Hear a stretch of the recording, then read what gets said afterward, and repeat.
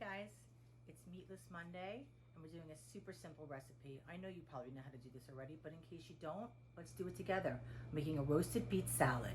So the first thing I'm going to do is take my beets and get them in the oven and roast them. I have the oven on at 450 degrees and these are scrubbed. These are red beets and these are yellow beets, and I like using the two different colored beets whenever possible because it's really beautiful. The end result of the mixed beets looks amazing. Two pieces of foil, like a double foil right there.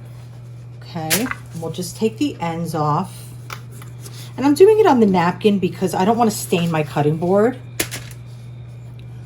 And I'm also wearing an apron because I don't want to stain my shirt because beets are like brutal when it comes to that. So just be careful. They kind of, stain everything. That's why I'm also wearing gloves. Okay, and when I roast beets, or even, you can boil them or steam them, I always try to use beets that are around the same size. If you can see, these are almost identical in size, and that way they're all gonna cook evenly.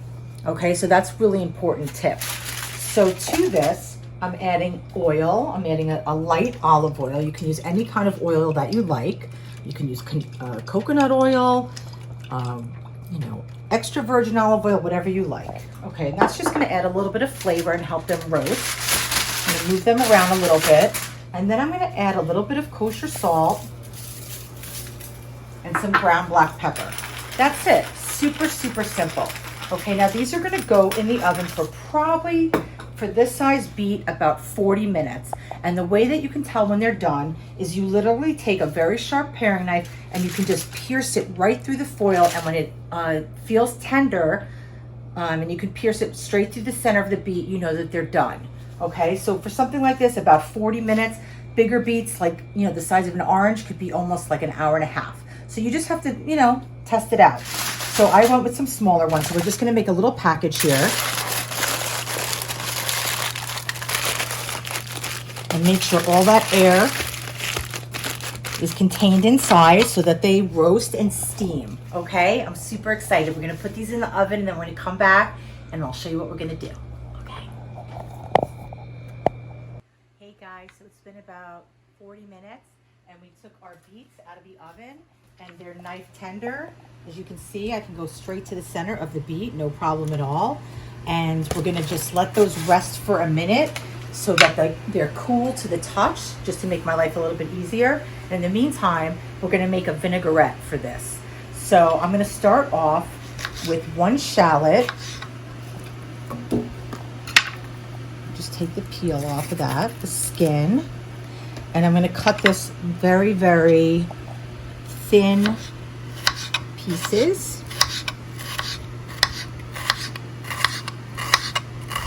I think I'm only gonna use a half. Okay, this is kind of a big shallot. Okay, so I'm just going to use a half of that, and I'm going to put that in this bowl, which is where I'm going to make my dressing.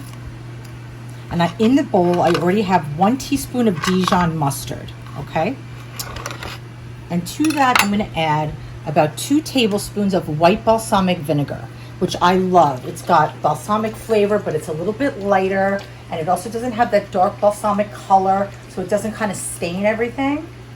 Okay, and then to that, I'm gonna add some salt, some nice pinch of salt, some black pepper,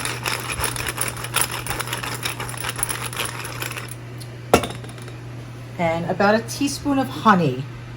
Okay, and if you don't want to add honey, you could add like a little like dark brown sugar or light brown sugar, or you could just leave it out completely. So, and I'm putting my shallots in here because I want them to kind of like soften up a little bit and just like get a little bit of that bite off of them, okay? So they're gonna marinate in this dressing. And now I'm gonna just add some canola oil.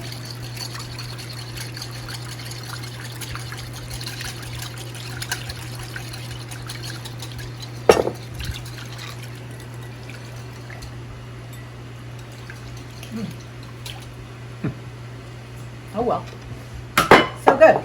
Okay, so that was fast, right? Now what I want to do is I'm going to take this orange and I'm going to do what we call supreming it, which is really just a fancy way of making segments. So I'm going to take both of these sides off. I'm going to save that. I'll save one for a garnish. Why not? And I'll just add that orange juice to there.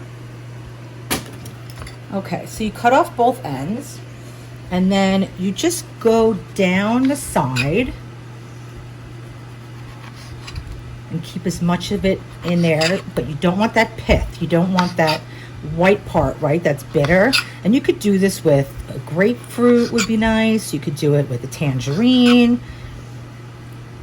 Today we're gonna do it with an orange, okay? So I'm gonna get all that pith off. Okay, so we can discard that. So then all we do is, you see how there's these lines right here, you know, the segment lines. I'm just going to go in one side, on the other side. And there we go. You get this beautiful segment. You don't get those membranes in there. See that? I don't have my glasses on, but I think that's where the line is. Yeah, you're doing good. Thanks. Doing more left. Thanks, Parks. You're my eyes and my ears. No, okay. Yeah, you Okay. got it. You're doing great. See, guys? Yeah. Really easy. Okay. So now we can also squeeze this excess juice in there, which would be really nice. Okay. Let me just dry my hands. So I'm going to add these orange segments to our dressing. What I like to do is actually cut my beets in my foil. I know that seems weird, but I'll tell you why. Again, I don't want to stain my cutting board, so I'm going to put gloves on. And the first thing we need to do is remove that skin. And the skin comes off pretty easily. And I'm going to show you a little trick. All I'm going to do is just take a paper towel, and I'm just going to rub this beet. See that? It's taking off that skin. Can you see that, Parks, or am I blocking? Yeah, but I have a feeling it's in the paper towel. It's in the paper towel, okay? Yeah. So look, it's nice and smooth.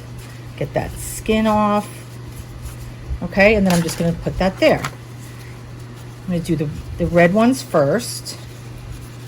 You can give it a little bit of help. And if it's not coming off easily enough, you can use a knife, but this seems to work pretty well.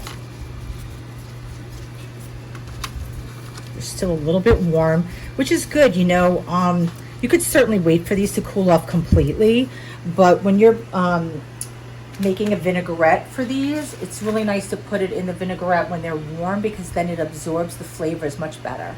Okay, the yellow ones are so pretty, and they also have cotton candy beets, you know, and they're striped, and beets are just kind of incredible. They're really beautiful. They're so good for you. They're great in winter dishes. It took me a long time to taste a beet. I was always freaked out by beets because you used to see them in the salad bar all the time, and, you know, from a jar, and I don't know, they never appealed to me. Okay. And then, I don't know, maybe like in the 90s, like goat cheese and beet salads became kind of like hipster-ish. They were on every menu. Okay. Parks, you like beets, right? I love beets. You love beets. Okay. But I didn't like them at first either. Yeah, they're kind of an acquired taste. Okay.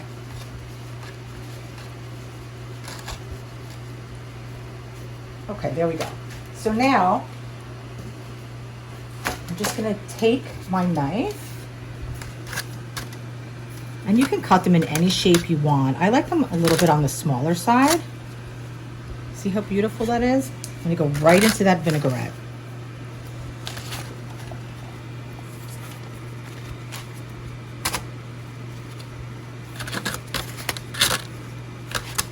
And let's say you wanted to make this salad like a day ahead for your guests, right?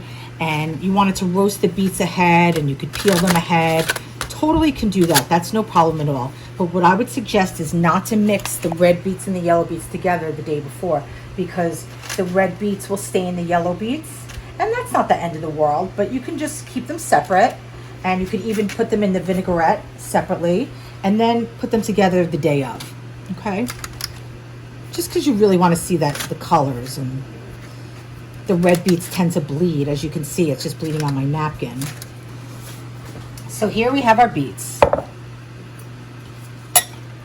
just going to mix these around.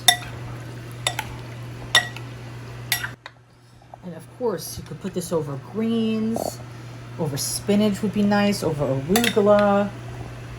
But we're just gonna keep it like this. And the reason is because we're gonna have a little bit of this tonight and it's gonna be delicious. But I don't wanna get greens in there and get it all soggy. And then tomorrow, if we wanna have it over a salad, we can just spin it, you know, spoon it over the salad, no big deal. Isn't that beautiful? Oh my God, in this blue bowl, I love it. And you see how the orange slices kind of absorb that color.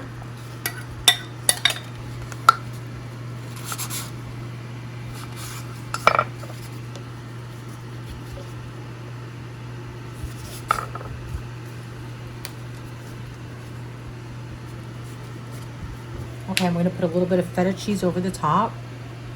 Look at how that just makes it pop.